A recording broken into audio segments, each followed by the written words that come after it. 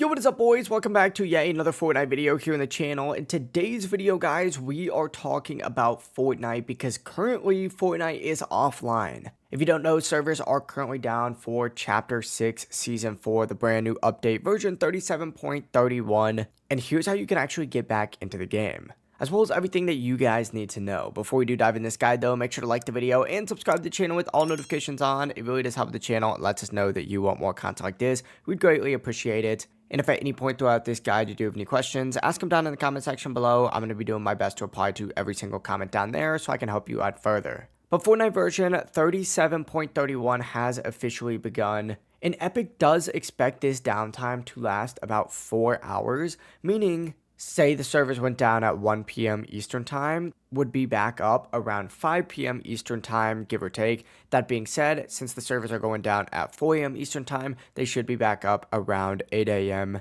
Eastern Time for that.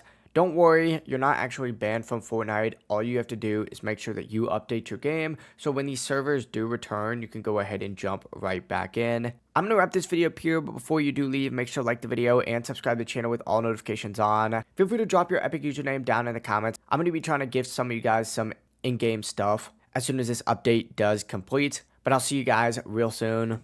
Peace.